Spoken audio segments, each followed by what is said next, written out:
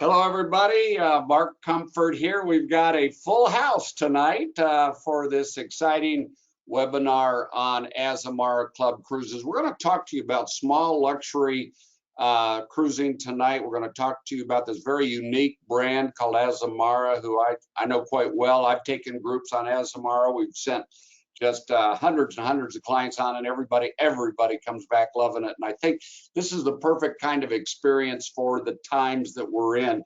Small luxury cruising, social distancing, immersive itineraries. Everything that Azamara does is what the consumer wants. We just have some of the highest satisfaction ratings for ocean cruising from Azamara as any other line out there. Now, you may or may not know of Azamara very well, but I sure do, and you're going to have to trust us that they do it right. And we'll be able to share a lot of things tonight that will help you, I think, make a more comfortable decision when you're ready to go. We're going to talk first about Azamara from the representative, Mr. Bob Meisler. Bob, wave there. I think Thank you. That's you. And thanks for having me, Mark, and everybody. I appreciate it. And Bob's director, Katie, is it Gerhardt? Katie, did I say that right? It is. It is. Good evening, everybody. It's a pleasure to say hello and just to say thank you. And I know you guys are going to have a great time. Well, when the bigwigs join these webinars, that's really a cool thing. So, Bob, I don't know how you got that done, but good job. I tried. I'll introduce our VIP hostess with the mostest, Jules Cook. She hello, is everybody. Group that we're going to be talking about on the second half hour of this webinar. Jules, welcome. Thank you for having me. Hello, friends. It's good to be with you. Well, I think you're going to find, and Jules has taken a group on Azamara before. She was tremendously happy with it, as were her clients with the Barber Financial Group Travel Club. And that's why we're going to let you hear about this fabulous group that we put together in a perfect time of the year, October, and not of October of 21, but of 2022. So you got plenty of time to make decisions, plenty of time for the world to get to settle down even a little bit more. But Greece was one of the first countries that really opened their doors to Americans, and I'm so pleased with that. I've been to Greece several times. I'm an ancient history guy. And gosh almighty, I tell you what, I had tears in my eyes the first time I was in Athens and saw the Parthenon and Acropolis. Got to Rhodes and Crete and Santorini, and oh my Lord, Santorini arguably is one of my favorite places anywhere in the world. And I've been all over the world, like probably Bob and Katie have too, Jules most certainly, but Santorini, Mykonos, special places. But again, I'm going to turn this over to Bob, and Bob's going to talk to you all about what makes this brand that you may or may not know a lot about. We do, you may or may not, but you're going to learn about it tonight. So Bob, take it away. Absolutely. Thank you, Mark, and thanks for having me. Katie, thanks for jumping on live from Connecticut. I do appreciate it. And Jules, thanks so much for your support of Azamara. We couldn't be more excited about bringing this itinerary to you.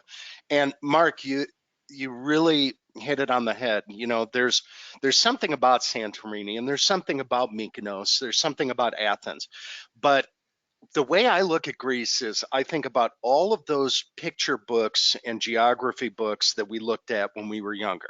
And we saw the pictures of the blue caldera and the blue sky and the whitewashed buildings. And it honestly does not do it justice. You need to visit it in person, because when you see it in person, like you said, Mark, it brings tears to your eyes. It just brings history to light in this beautiful scenery. So we're going to go over a bunch of things today. And I'm going to ask the question, because it is a question we've been asking. Katie, what did we say? For 16 months now. Can you see my screen? Yes. Okay, so hopefully you can see my screen. Venture beyond the sea. We are going to be talking about Greece today. And Mark, again, you're correct. Azamara is not a household name. We're mysterious, we're awesome, we're small, and we like it that way. And we have such a high repeat factor. The people who go and travel with us, our guests, they come again and again and again. And we're going to talk about that today, because we like to say, welcome home. That's what we greet you with when you step onto our ship, these floating boutique hotels. It's welcome home because you feel like part of a family. Because at 690 passengers, maximum, you have 400 and so crew members who are there to take care of you. And again, we do like to say welcome home. So for those who are joining us, I like to keep these really interactive. So if you can use the chat function, please, go ahead and let me know on a scale from 1 to 5, like, how knowledgeable are you of Azamara? Like, have you heard about our brand? Have you sailed with us? 1 would mean you're brand new to the brand. 5 would mean you're an expert. So use that chat function if you could, please. Give me a snapshot of how knowledgeable you are about Azamara. I would love to hear from you. And then, of course, as we go along, Mark, Katie, Jules, everybody, please feel free to jump in and interrupt me, and so we can have a big conversation about Azamara. But please use that chat function and let me know what is your current knowledge level when it comes to our brand. But here are 3 of our 4 ships. We do have a vessel that is new to our fleet that is identical to the other 3 ships that you see pictured here. Here is the Quest, the Pursuit, and the Journey. This is in Glasgow in Scotland, and this is where the ships have been since the pandemic started. And this is where they have been resting peacefully and can't wait to get back out there. And we're starting to see on social media now our crew coming back to the ships. And it's so exciting to be able to see people on the ships. And we are going to be making our way to the Mediterranean here this fall. And in fact, in August, which is fantastic. So this is where our 3 ships have been. But the question that we get a lot is, why Azamara? Or who is Azamara? Azamara is basically, if you had to give like an elevator speech, who is Azamara? How are you different? We can say this: it's small ship cruising, 690 passengers. You can be anywhere on the ship in 5 minutes. 2 sets of elevators, really easy, and you have everything under one roof that you would expect from an upmarket / luxury brand. But I use the luxury word very cautiously because luxury sometimes connotates like pretentiousness, and we're definitely not pretentious. We're the opposite of pretentious. So you're going to feel at home on these smaller ships, these floating boutique hotels. But it really comes down to how we spend more time in port than any other cruise line, and we overnight more than other cruise lines, because we believe if you're traveling halfway around the world, whether it be to Singapore or whether it be to Bangkok, Santorini, etc., you want to be able to experience that area more than just a 9 to 5 gig where you get off the ship early in the morning, you're back on at 5 o'clock and you're fighting crowds. We don't believe in that. We stay longer in port, we overnight more, and we're into that more of the cultural differences when cruising. So I think that's really important to note. And also, we're very inclusive as well from gratuities. You don't have to worry about gratuities on Azamara. Your food and beverage, your cocktails, not only at mealtime, but all day long.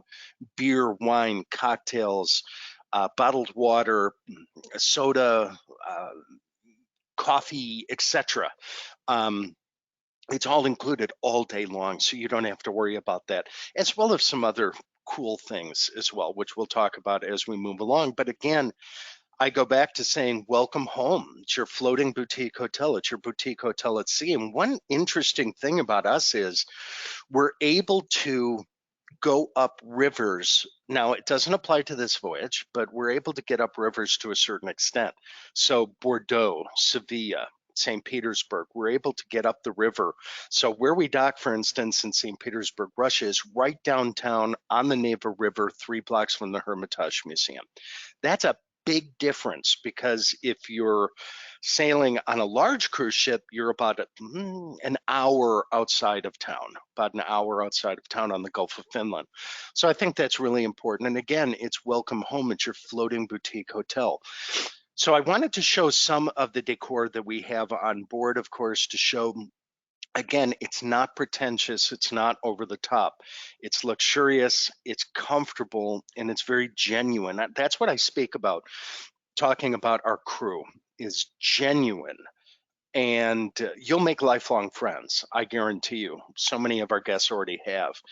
From the different accommodations that we offer to the different public spaces. And again, this is only 3 pictures.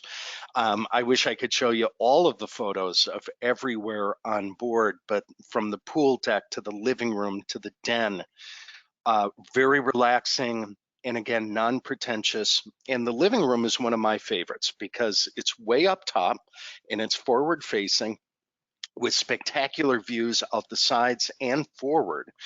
And this is where I like to sit when pulling into port and leaving port. So think of iconic ports. Think of Santorini would be a perfect one in the Caldera, or think of Kotor, Montenegro, just pulling into these fjords and being able to traverse this beautiful countryside and have these sweeping views. And when I take my family on Azamara, we like to get one of these tables, play cards. There's 4 of us. We like to play cards and just relax and think about those complimentary cocktails as well. It's a big deal. So these couches, I have fallen asleep on these, and I'm proud to say it. And there's nothing quite like this at sunset as you're out at sea, just enjoying the scenery in front of you.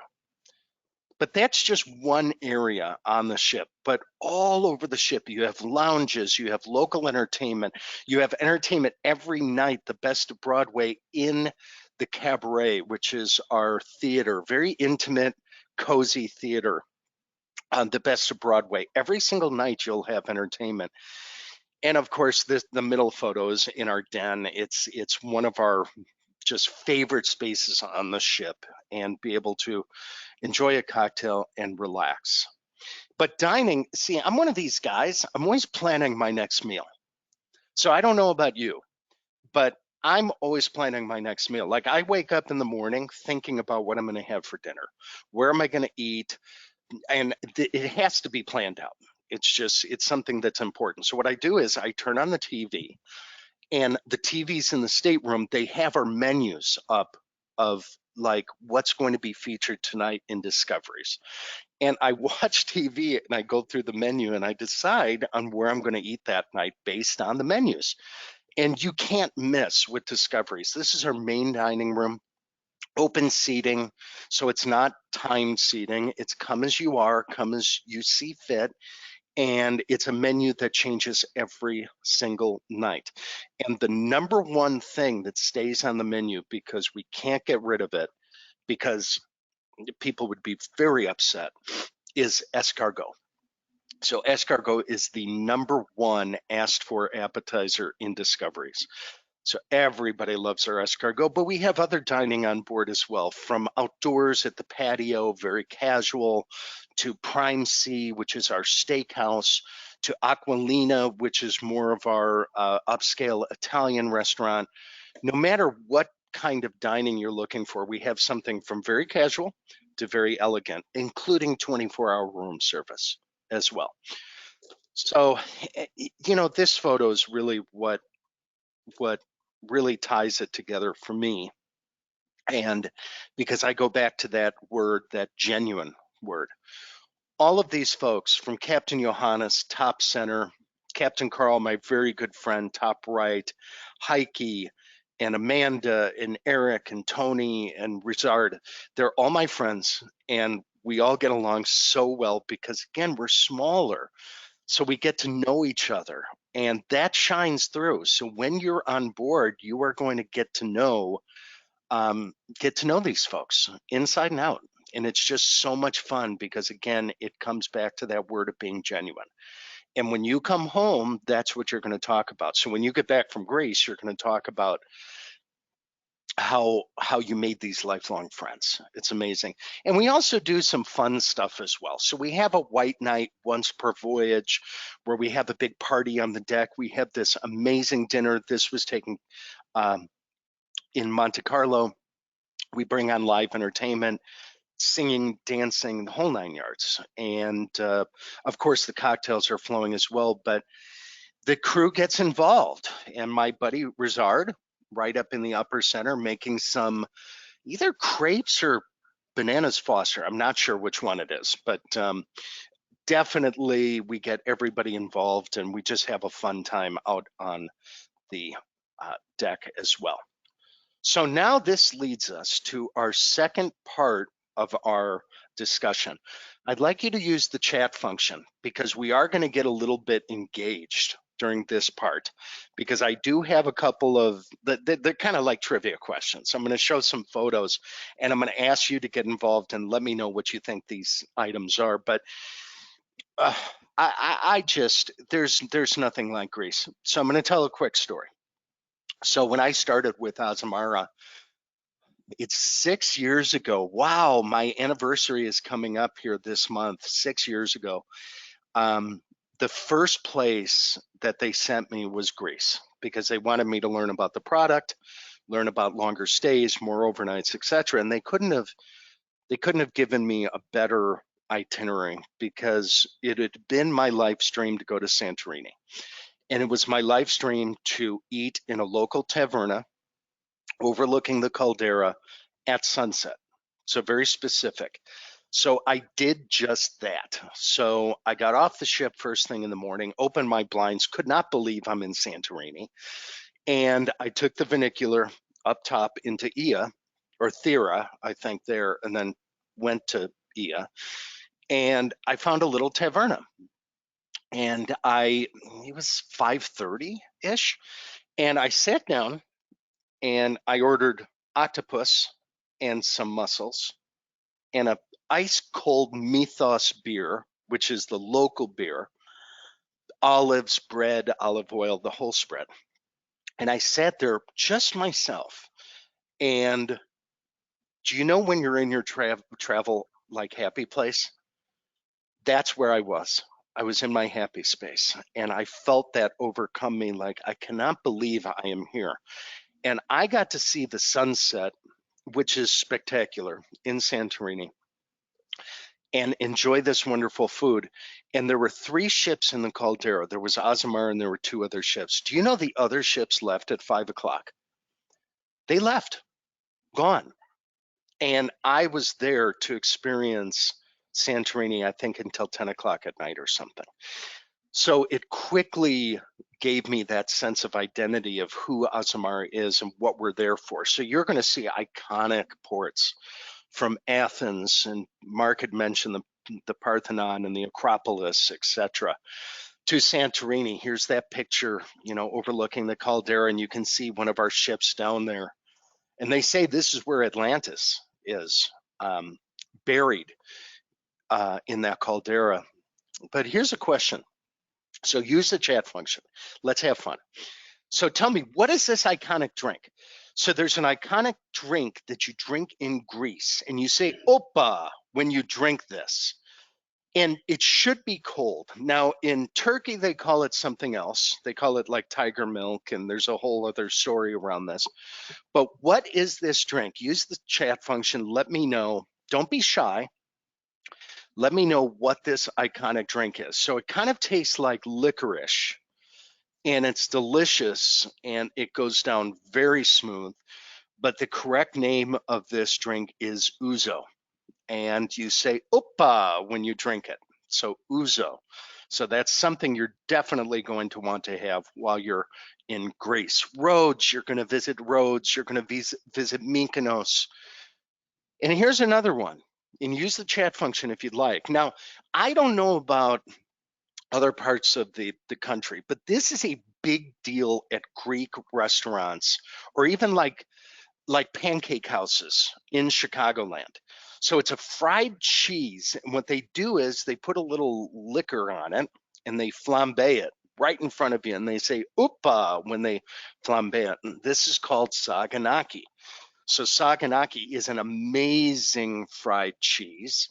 And there's a couple of different types of cheeses that work for Saganaki. But when you're visiting Greece, you are going to experience so many great flavors as you're sailing around the islands. So Saganaki, but you have the added benefit of you're also going to be visiting Turkey in Kustasi, which is home to Ephesus, and you're going to visit Ephesus as well. This old theater, just absolutely brilliant.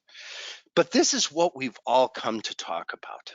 The Azamara Quest departing October 22nd, 2022. It's a 7-night Greek intensive voyage. And when it says intensive, that it's because we created these voyages at Azamara to really take advantage of visiting one country and doing it right, and seeing as much of one country as possible. And I just think this is the iconic, most excellent itinerary, because you're getting what you're getting with, you're getting costs, which I think is excellent, and you're getting Patmos as well, which has biblical significance and is just absolutely amazing as well. So here is our schedule of visiting this area and visiting the different Greek isles. And I just wanted to show you the times and things like that. You're going to want to eat up that time in Santorini until 8:30. You're going to get every ounce out of Santorini. Same with Rhodes until 10 o'clock. It's just so important. And when you visit Rhodes, we'll get to that. I'm getting ahead of myself. But we do start in iconic Athens. And again, go a little bit early.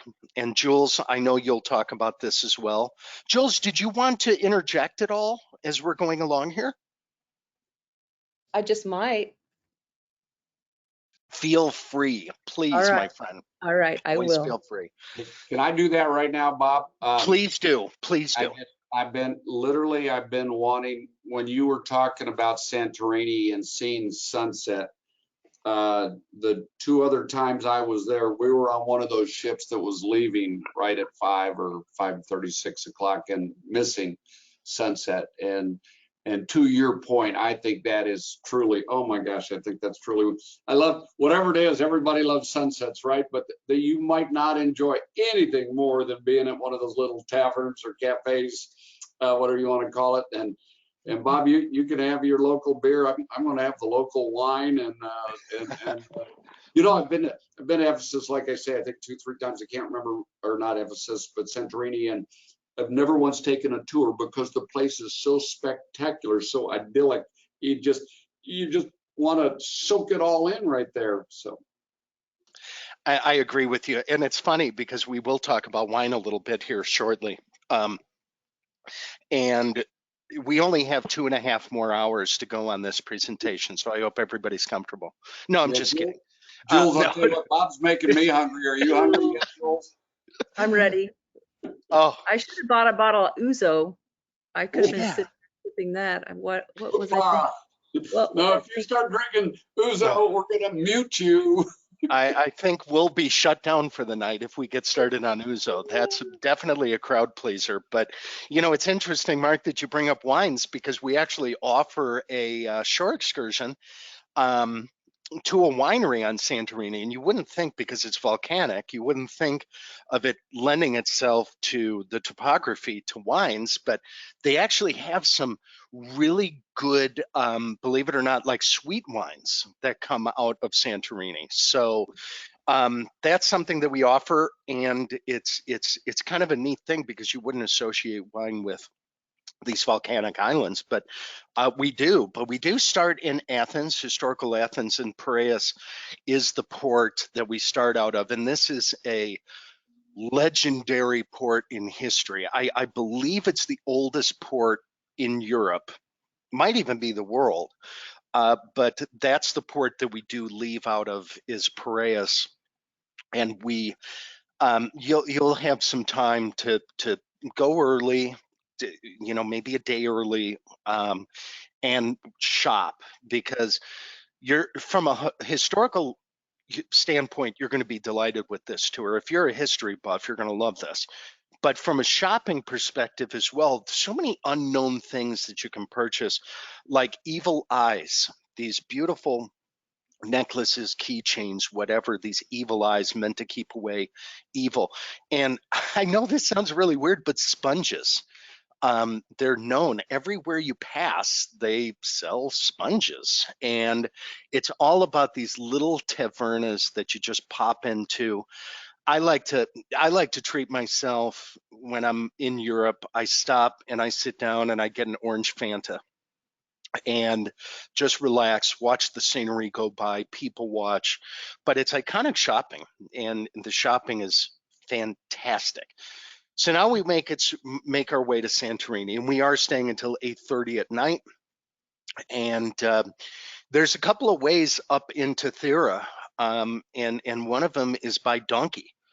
So if you're adventurous and you want to ride a donkey, they have donkeys that will go up the side of the hill and get you up to town, but you can also do a funicular as well. But you won't have to worry about the lines at 8:30 because the lines are going to be like pretty heavy at around 5 o'clock. So, that's the time everybody is getting back onto the ships and getting onto the tenders and things. But Santorini this is sunset. And this is something you're going to want to take your time, be able to walk up and down these little cobblestone streets and find somewhere to tuck into to enjoy and look down at this beautiful scenery. And again, this was caused by a volcano, this caldera, and they say that Atlantis is buried at the bottom of this of the caldera. But just this scenery, I can't stress enough of how beautiful it is when you see it in person. You have to really see it in person. And I mentioned the wines. They do have some good wines on Santorini.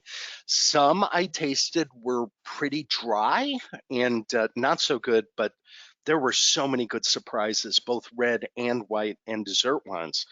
But these two photos I took myself, personal photos of looking down at the caldera.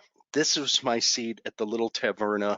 You can see the mussels, and that was my happy place, just sitting there relaxing. A cat jumped up onto the chair next to me, just kind of was laying out in the sun and chilling out, and that's Greek life. And it's so fun. And you feel, one thing that you feel when the ships leave and you're staying longer in port, you feel ownership. I remember staying on Mont Saint Michel in France, and the tide came in and all the tourists were gone, and I was staying on the island, and you feel that sense of ownership. You feel that way with Santorini. Now, Rhodes, I have to be honest with you, this was a surprise for me. This was a gem. And you're going to visit Lindos, which is the historical medieval city center of Rhodes, where you dock. And this is where the Colossus stood until an earthquake knocked it down hundreds of years ago. But it's not just about Lindos and the port that you're staying. It's about getting a ride, maybe do a private tour, maybe get a driver to take you to the opposite end of the island, where they have these majestic cliffs leading down to these beautiful beaches. And just look at the water. It's spectacular. So Rhodes is going to become one of your favorites, most definitely, on the itinerary. It's just stunning, absolutely If stunning. I can interject, Yes, please do. I was so impressed with it. The walled city, it gave me the history I was looking for, and it's right. I mean, right there is where you dock, and then inside the walled city, I just thought I thought they'd done it so well, because there was almost like a bazaar there with shops galore, and it was just so much fun, so much fun. And Mark, you'll get a kick out of this. So when I went, I was leading a FAM. So I was doing what we do in the travel industry, these kind of come along trips. And I had this friend that I made local to Chicago that, we would have drinks, after dinner and things like that. And I was in Lindos, and you had mentioned that bazaar, and I was walking around that bazaar, and I heard my name being called out. I'm like, who is calling my name, Bob, in the middle of this bazaar? And I heard it from the rooftops. And believe it or not, this person was sitting up on like the third story of a building in the bazaar, ancient building, wine glass held up, begging me to come up and have a glass of wine. And it's that medieval feeling that you have like in these ancient bazaars that you just can't get over here. And it's just so much fun. But Kos is another one that I'm so excited about, because you want to talk about mythology. This was the birthplace of Hippocrates. And you're going to find this as you go from island to island to island, to place to place to place. You're going to learn about the different mythological types of history in these different areas. And you look again at the beautiful water, the ruins that you're going to see just right out your window. And just, I always think of like Europe. I think of Ireland, walking through Ireland and seeing these old castles that they don't really pay attention to them, but we find them so fascinating. It's the same way with Greek history as well. And of course, if you're a photographer, you're not going to find a better place, because you are going to take so many amazing photos, especially of boats. So let's go to Kusadasi now. We're going to Ephesus and we're going to Turkey. So this was the second largest city in the Roman Empire. And this is where St. Paul used to preach, and a lot of great history, because again, you're on that route that people would take from Europe to Asia, and leaving behind this history. And it's a nice late night stay, so it's an 8 p.m. stay, and you visit the Temple of Artemis, Basilica of St. John, House of the Virgin Mary. This is where Mary, they say, spent her last days in Kusadasi. So you're getting the benefit of going to Turkey as well. And Turkey is beyond amazing. It's beyond amazing. Yes, sir. If I can interject, I have had the privilege of traveling all over the world, and ancient history is really my thing. I absolutely love ancient history. And outside of Egypt, the ruins at Ephesus are the most impressive ruins I've ever seen anywhere. And they are unearthing more and more of Ephesus, the town of Ephesus, as we speak. And there's so much more you will get to see that we didn't get to see even 5 years ago. So yeah, you're gonna love Ephesus and the ruins there. And of course, if you read the Bible, that's where the book of Ephesus or the Ephesians were, and a lot in there that you will. When you go to church next, if you do go to church, when they preach out of the Bible about Ephesus, you'll go, "I was there. I was there." You're exactly right. That's what you're going to come back with. Like, when you're watching TV and you see that, it's like watching National Geographic or something. It's always like, I was there. I was in that place. And Yeah. so I just think it's like, I could go on for hours. But Patmos. Okay, so Patmos, really cool. So biblical history, the cave of the Apocalypse, where John the Apostle stayed in year 95, and it's you have this beautiful monastery up top, but we actually have on this island, we have a shore excursion that you can purchase that takes you to a small monastery. And you do have to put on, like, if you're wearing shorts or short sleeve shirt, you have to put something on your shoulders and on your legs, of course, to respect the local religion. But this monastery, you go in and it's just this tiny monastery, and there's all these, nuns walking around. And then what they do is they sell their goods, and their goods happen to be honey.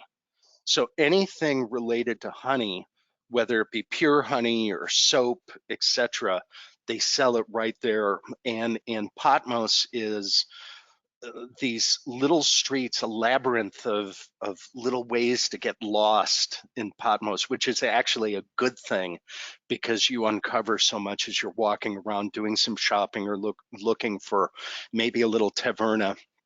But Patmos is just, this is what the roads look like.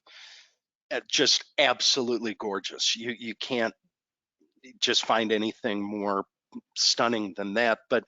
And then we go to Mykonos, and again, it's just another beautiful place with these iconic windmills that you can visit.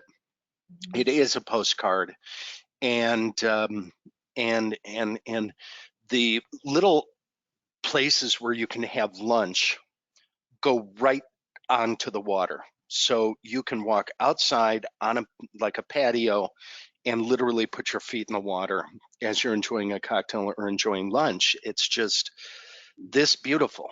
And it doesn't, again, these pictures don't do it justice. And you walk around these streets, these cobblestone streets, and it's this stunning white and blue. It's just, it's perfect. It's amazing.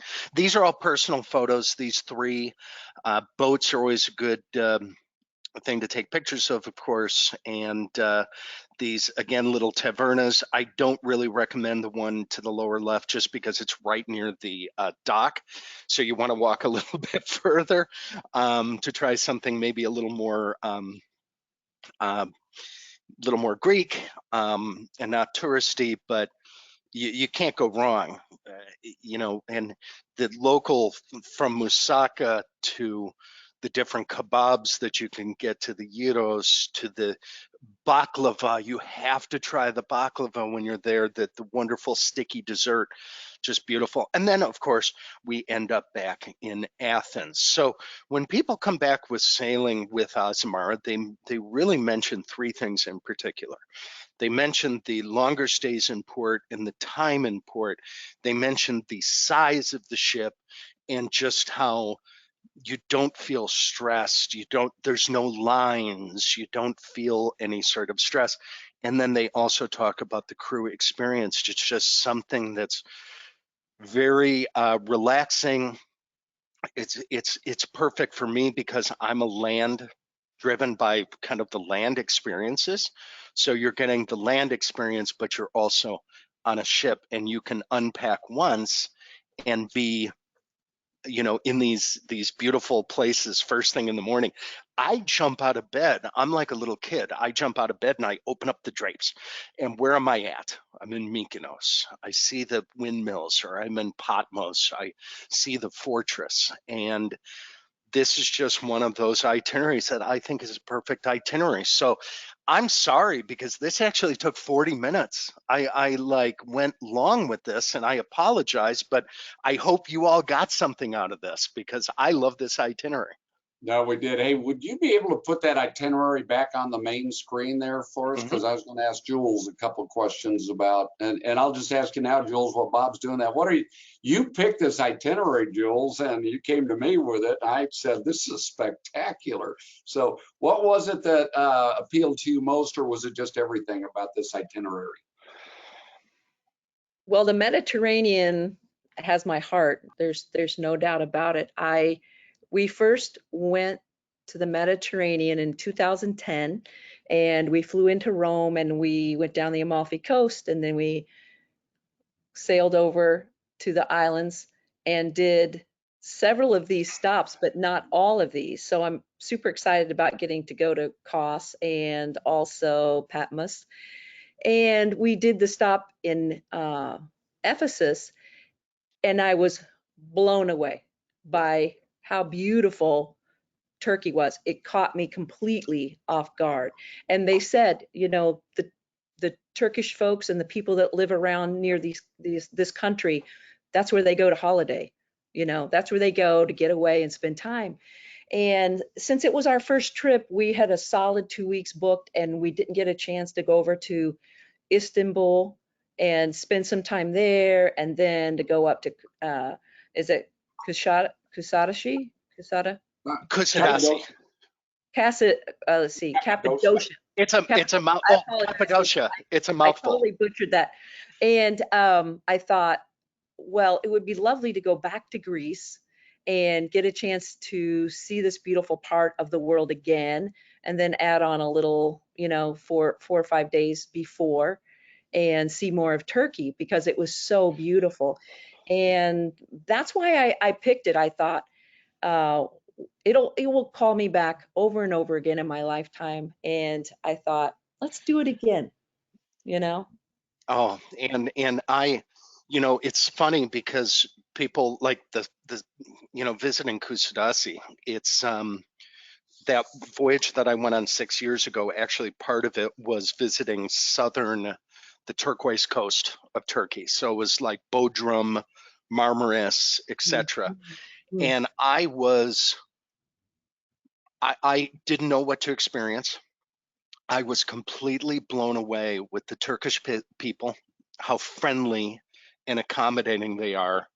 Yeah. And the food, oh my gosh, and just the scenery. It was like we were in Kaş. I think it's pronounced Kaş, but it's in southern Turkey. And it was something out of Lifestyles of the Rich and Famous. It was nothing but yachts, like mega yachts. And I didn't associate that with Turkey going in, but it quickly just my love for this. And Mark, you know, you're a historian as well. It's everywhere you look, there's history. Yeah. It's steeped in history, and you feel like you're stepping back in time. It's amazing. But Jules, good job with this itinerary because this is a winner. I agree 100%, Jules. Everybody that goes on this trip, and you're just the ultimate host. You and I have been on other trips where we've hosted groups, and you take care of people absolutely the best anybody could take care of them. But I think this experience, I loved what you just said, because so many times you go to the anywhere in the Mediterranean, anywhere in Europe, anywhere outside of the United States, right? You do longer cruises, 10, 12, 14, 17, 18 days. Well, this is 7 nights, which gives us an opportunity to go see some places like Istanbul. And even if you've been there before, there's so much to see there. You could not have seen it all. Cappadocia, I've studied a lot about that. That's on my bucket list. I think that's great. And for the people that maybe are not able to do that or want to stay in Athens longer, we can do that afterwards, or we can do a 1 night before if you can't go on the 4-night pre-package. And we're looking at 4 nights for the pre-package, and we'll have that done pretty quick. But I like to say the only thing better than a spectacular itinerary on a spectacular ship like this is getting a spectacular value. And Bob, you have worked with us quite well to help Jules and all her guests get a spectacular value, and I'll tell you that 60% off the second guest, that's huge. That's just huge. Rate. That's what we've negotiated now, and we can help all of you. I think, Jules, maybe did you have a chance to send out any of the pricing or flyers to people perhaps that are watching now? I did. Okay. I sent it out about 5 o'clock so that everyone would have a chance to see the brochure and the pricing. The staterooms that we have listed in the brochure are, I believe, the window and the veranda. Of course, there's suites available. If you want something bigger, a little more square footage, there's lots of options, but that would just to give you an idea. And I also want to say that, Bob, before I picked Greece, I picked Azamara. Oh, that's so nice of you. I just want you to know that I had been looking for an itinerary that we could do with you. And well, thank you. I chatted with my girlfriend, and Greece was definitely on our heart. And so I began to look at Azamara first, just so you Thank you. know. Thank So you. It's music to my ears because it's something that you have to experience. And what I like to say is once you know, you go, or once you go, right. you know, and you get the whole culture behind Azamara and just how comfortable it is. So Jules, thank you. And Mark, thank you as well for all of your support. Jules, everybody, we're going to take excellent care of you, and it's going to be one heck of a trip. It's going to be amazing. Yeah, it is. And Let I me, wish I could go. I Yeah. carry bags for cheap, by the way. you I know, move luggage. Bob, now I know Katie. I'll ask her permission for you to go. You're a Exactly. foodie. I think you, Jules, and I'd get along great, man. Oh, we would have fun at Prime C in Aquilina, most definitely. By And the way, if I can say to everybody that Prime C, we're in the Midwest, of course, where steak is as good as it gets, but that Prime C, in fact, I actually asked the chef, asked our waiter if he could get the chef out there, and I said, do you get this beef from the Midwest part of the United States? I I tell everybody the same thing because again, being in the Midwest, we have the best steakhouses ever, and I say the same thing. I get usually at Prime C, I'll get a ribeye and get a little béarnaise sauce on the side, and of course, you cannot miss the gorgonzola souffle. They're absolutely amazing. But the souffles in both Prime C and Aquilina, the desserts, amazing. I'm getting myself worked up now. You can tell. So it's happening. It's I'm right happening. there. We It's were dinner time. separated. It's We dinner were time. separated at birth. I No love doubt. it. Thanks, Jules. Hey, by Awesome. the way, I wanted everybody to know too, what we've done is we've held midship cabins, because all of you who have been on an ocean cruise know that you want to be in the middle part of the ship if you can. So we went ahead and got proactive and took the bulk of the group in the midship, both for the ocean view rooms and for the veranda rooms. Okay, they're just different decks. The deposit is $585 a person. You can make that by credit card or check. And then what we do with the deposit, we can actually assign you that room. And if any of you, like Jules said, wants to do something different, you want a suite or you want something different than the veranda or the ocean view cabins we've got, we can price that for you too. So we've got a lot of time to make this work. We're still putting together that pre-package, and we'll have that done for everybody. But I got to tell you, as I was listening to you talk, Bob, I thought, here we're talking about all the positive things about this itinerary, about Azamara. But the one thing I think I've seen a trend that customers want more than ever, Jules and I talk about this all the time, customers want a cultural experience. They want to feel the culture. They want to enjoy the culture. This is a time with Azamara staying late at so many ports. And you all saw that, 8 o'clock to 10 o'clock in most of those ports at night. You listen, if you want to skip a dinner, you can go in and have dinner in town if you like. Seriously, people do that. I do that. Bob, I bet you've done that. I do. I do. If not, maybe you have dinner on the ship and then you go off and have a drink and just enjoy some of the nightlife in those areas. It's safe. It's beautiful. The cruise manager can help you with the places to go, the restaurants or lounges to And see. Mark, I'm sorry to interrupt, but going on that point, that's exactly right. We have so many people who are foodies and they love the cuisine on the ship. Don't get me wrong. They love our restaurants. But if you're in Santorini or something, you want to try a local restaurant, and our concierge on board can help you with that. And to find a restaurant, make reservations for you, and help you along that journey.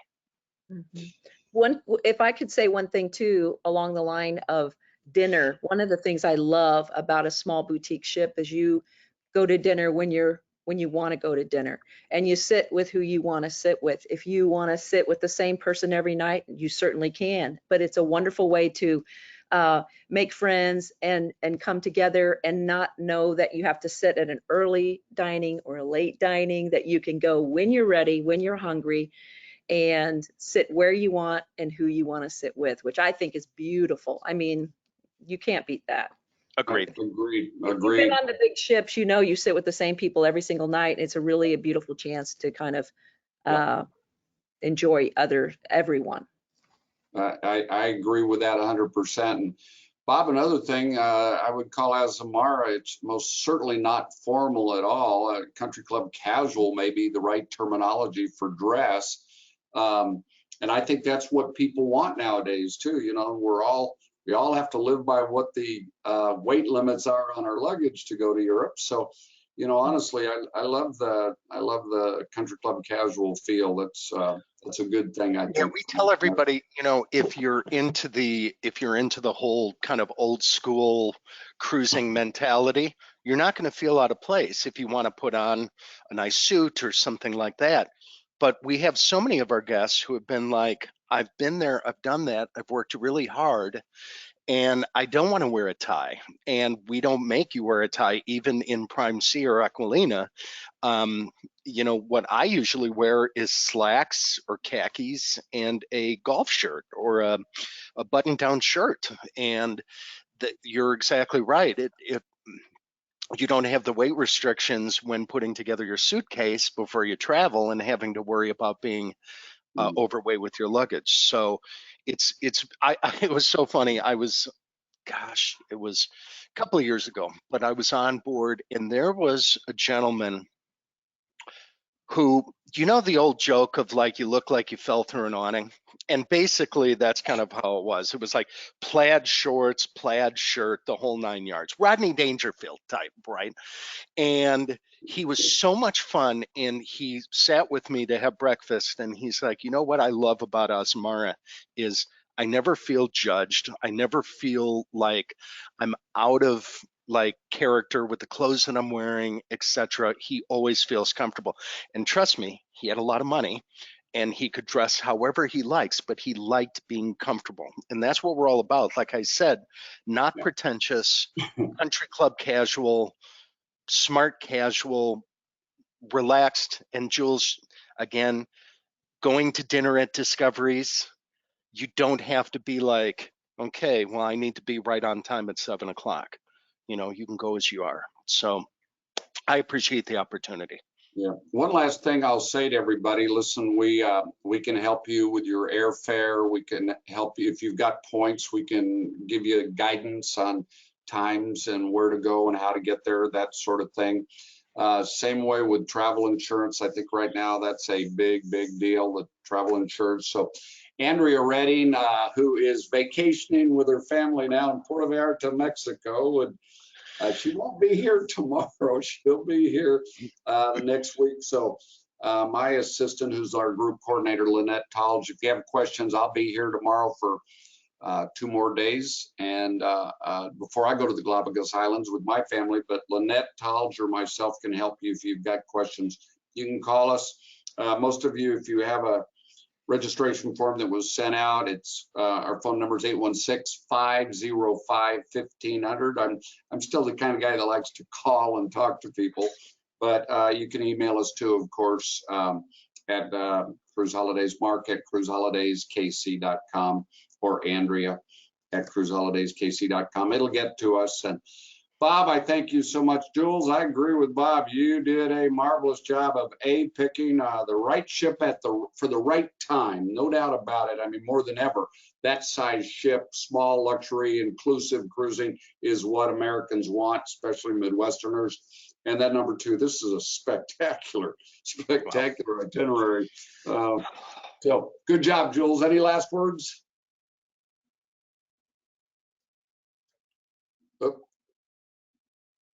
I think you might have muted yourself. I did. I do the same thing, Jules. I do it all the time. My little dog walked through the room and you could hear their toenails on the floor. Click, click, click, click, click.